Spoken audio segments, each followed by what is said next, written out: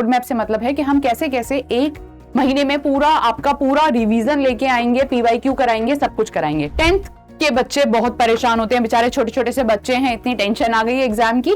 तो आज जो हम डिस्कस करने वाले हैं वो यूपी बोर्ड सीबीएसई बोर्ड के सिलेबस को डिस्कस करने वाले हैं। सीबीएसई के सिलेबस में आपके पास में केमिस्ट्री की हम बात कर रहे हैं, रसायन विज्ञान की हम बात कर रहे हैं। तो रसायन विज्ञान में आपके पास में 4 चैप्टर हैं। अब आप सोच रहे होंगे कैसे करेंगे, कैसे एक महीने में हम ये सारा करेंगे।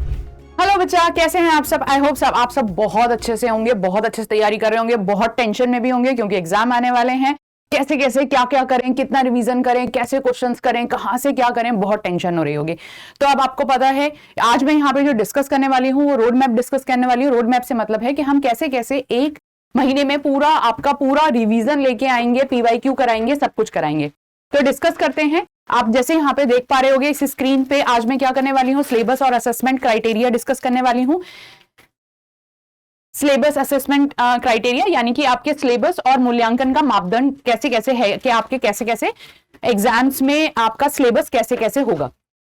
ठीक है जी। तो आज जो हम डिस्कस करने वाले हैं, सबसे पहले हम जो डिस्कस करेंगे वो क्लास 10th की बात करेंगे, क्योंकि क्लास 10th के बच्चे बहुत परेशान होते हैं, बेचारे छोटे छोटे से बच्चे हैं, इतनी टेंशन आ गई है एग्जाम की। तो आज जो हम डिस्कस करने वाले हैं वो यूपी बोर्ड सीबीएसई बोर्ड के सिलेबस को डिस्कस करने वाले हैं। ये जो सिलेबस है ये आपका केमिस्ट्री का सिलेबस है। मैं आपकी तो हेलो बच्चा, नमस्ते, मैं आपकी केमिस्ट्री की टीचर निर्मल चौधरी, मैं आपको केमिस्ट्री पढ़ाने वाली हूं। तो 9th 10th के बच्चे केमिस्ट्री के केवल आपके 4 चैप्टर हैं, उन 4 चैप्टर्स को करना है आपको। अब वो जो 4 चैप्टर्स हैं, एक्चुअली यूपी बोर्ड और सीबीएसई बोर्ड में चारों चैप्टर सेम है, उनका सिलेबस भी सेम है। तो बात करते हैं, इसीलिए मैंने दोनों क्लास के लिए रोड मैप एक ही जगह डिस्कस कर दिया था। तो यहां पे जो मेरे पास में है वो मेरे पास में सीबीएसई का सिलेबस है। सीबीएसई के सिलेबस में आपके पास में केमिस्ट्री की हम बात कर रहे हैं, रसायन विज्ञान की हम बात कर रहे हैं। तो रसायन विज्ञान में आपके पास में 4 चैप्टर हैं। ठीक है। सीबीएसई वाले बच्चे, केमिकल रिएक्शन एंड इक्वेशन बहुत इंपॉर्टेंट चैप्टर है। डायरेक्ट क्वेश्चन आता है, आपको पर्टिकुलर रिएक्शन पता होनी चाहिए, कुछ कलर्स पता होने चाहिए, बहुत आसानी से आप कर पाते हैं। एसिड बेस थोड़ा सा बड़ा चैप्टर है, लर्निंग ज्यादा है, टॉपिक्स थोड़े थोड़े आपको ज्यादा लर्न करने पड़ेंगे, ये भी बहुत इंपॉर्टेंट टॉपिक है। इसके बाद में मेटल, नॉन मेटल और कार्बन एंड कंपाउंड। तो आपको पता है carbon and its compound, carbon और उसके यौगिक बहुत बड़ा चैप्टर है, उसमें बहुत सारे टॉपिक्स हैं। तो हम कैसे करेंगे, हम सारी चीजों को डिस्कस करते हुए सब कुछ कवर करा देंगे, आप परेशान मत होइए। ठीक है। तो चलिए, ये आपके पास में 4 चैप्टर हैं क्लास 10th के सीबीएसई बोर्ड के। अब अगर हम आगे बात करते हैं तो यही 4 चैप्टर आपके पास में यूपी बोर्ड में भी हैं। तो अगर हम सिलेबस की बात करते हैं तो यूपी बोर्ड के बच्चों के लिए रासायनिक अभिक्रियाएं जो है, वहां पे रासायनिक समीकरण, संतुलन। तो आपको करना क्या क्या है, आपको जो केमिकल रिएक्शन दी है उनकी बैलेंसिंग यानी कि उनको संतुलित करना आना चाहिए। संतुलित रासायनिक समीकरण मतलब आपको उसको पूरा से बैलेंस करना आना चाहिए। रिएक्शन के टाइप्स ऑफ रिएक्शन, संयोजन रिएक्शन यानी कॉम्बिनेशन रिएक्शन, या जिसे हम सिंथेसिस रिएक्शन भी कहते हैं। उसके बाद में आपके पास में वियोजन यानी कि डिकम्पोजिशन रिएक्शन जिसे हम कहते हैं, विस्थापन रिएक्शन, द्विविस्थापन रिएक्शन, अवक्षेपण यानी कि प्रेसिपिटेशन रिएक्शन, उदासीकरण, उपचयन और आपके पास में अपचयन। ये सारी रिएक्शंस आपको इसमें पढ़नी है। इसके बाद में अम्ल, क्षार, लवण, H+ और OH आयनों के आधार पर अम्ल, क्षार और लवण की परिभाषाएं, उनके गुणधर्म यानी कि उनकी प्रॉपर्टीज भी डिस्कस करनी है।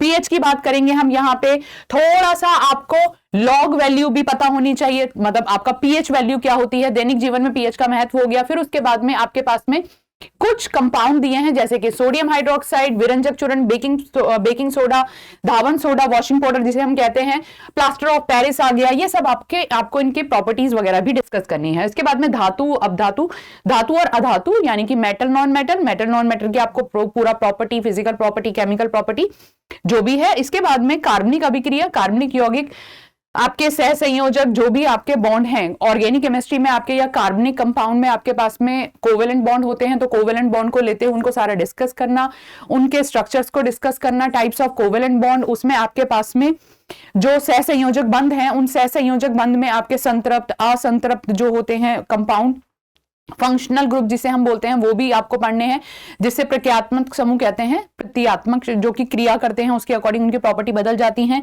ये सारा हम यहाँ पे पढ़ने वाले हैं। ठीक है बच्चा, क्लियर?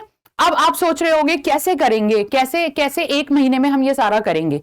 तो हमारी जो प्लानिंग है, हम किस तरीके से मूव करने वाले हैं, सबसे पहले हम हर एक चैप्टर की वन शॉट्स लेके आने वाले हैं। यानी कि अब आप क्या करेंगे, सबसे पहले हम जो करेंगे वो वन शॉट लेंगे, ताकि आपके जितने भी इंपॉर्टेंट टॉपिक हैं वो सारे कवर हो जाए, वो सब अच्छे से आपको जो भी चीजें हैं वो आप रिवीजन कर लोगे। यानी कि उस वन शॉट में हम आपको रिवीजन कराएंगे, बहुत अच्छे से रिवीजन होगा, सारा याद करा देंगे। इसके बाद में अब आपको टेंशन है, ठीक है रिवीजन तो हो गया, क्वेश्चन तो हुए नहीं है, तो पीवाईक्यू कराएंगे। पीवाईक्यू में आपके जो भी प्रीवियस ईयर क्वेश्चन, जो भी आपके लास्ट ईयर के जब जो क्वेश्चंस आए हुए हैं वो सारे डिस्कस होंगे इंपॉर्टेंट क्वेश्चन के साथ में। और इसके अलावा भी अगर कुछ रह जाता है तो पेपर से पहले आपको मैराथन्स मिलेगी। इस तरीके से हम सारा कंप्लीट करते हुए चलेंगे, तो आपको टेंशन रहने की जरूरत नहीं है। बस आपको इतना ध्यान रखना है, जो जो वीडियो आती जा रही है सारी वीडियो को आते ही तुरंत देखना है, उसके अकॉर्डिंग नोट्स बना लो, सब कुछ कर लो। वैसे तो आपने पहले कर रखा होगा, नो डाउट, इसमें कोई दिक्कत वाली बात नहीं है, आपने पहले कर रखा है, बहुत अच्छी बात है। बस आपको क्या करना है, जो आपने किया हुआ है उसको आपको ब्रशअप करना है। ब्रशअप से मतलब क्या है, जो आपने किया था हो सकता है थोड़ा बहुत छूट गया हो, या फिर हो सकता है थोड़ा बहुत याद ना हो, तो वो सारा आपको कंप्लीट करते चलना है। पीवाईक्यू नहीं छोड़ना, क्योंकि पीवाईक्यू मोस्ट इंपॉर्टेंट होते हैं, आपको पता चलता है कि आपको क्वेश्चन आते हैं या नहीं आते हैं, ये सारा करते हुए चलेंगे। तो 10th के बच्चे जैसे जैसे वीडियो आती जाएंगी तुरंत वीडियो देखते जाएंगे। आप ऐसा नहीं करेंगे कि पीवाईक्यू, आपने पीवाईक्यू की वीडियो देखी और आपने वन शॉट नहीं देखा, क्योंकि उससे क्या होगा, आपके कुछ इंपॉर्टेंट टॉपिक हो सकता है मिस आउट हो जाए। आपको उसको पूरा कवर करते हुए चलना है। तो अब जैसे जैसे वीडियो अपलोड होती जाएंगी, प्लीज स्टे ट्यून। जैसे ही आपकी वीडियो आती है वीडियो देखिए, क्योंकि तुरंत आपको सारे सब्जेक्ट की वीडियोस मिलने वाली हैं। तो बिल्कुल कमर, मतलब कहते हैं ना, बिल्कुल कमर कस लो, कितनी मेहनत करनी है, कैसे करना है, कि आपको कितने नंबर लाने हैं, उस हिसाब से यही आपका टाइम है। तो चलिए स्टार्ट करते हैं। तो आपको धीरे धीरे सारी वीडियोस मिलती जाएंगी, धीरे धीरे नहीं, आपके एग्जाम से पहले आपको सब कुछ मिल जाएगा, पूरा प्लान है, हम उसी तरीके से काम कर रहे हैं। तो चलिए जी, फिर जब मिलते हैं जल्दी से। ओके बच्चा, बाय। 10th के बच्चे, 12th के बच्चे, टेंशन मत लो, आराम से काम करो, बहुत धीरे से बिना टेंशन लिए काम करोगे। धीरे से मेरा कहने का मतलब है अपना एक टाइम टेबल बना लो, उस टाइम टेबल के अकॉर्डिंग काम करोगे, सारा सिलेबस कवर हो जाएगा, कोई टेंशन वाली बात नहीं है। ठीक है बच्चा, तो मिलते हैं नेक्स्ट क्लास में। Okay bye. अब एग्जाम की तैयारी को और बेहतर करने के लिए हमारे चैनल को लाइक, शेयर और सब्सक्राइब करना ना भूलें।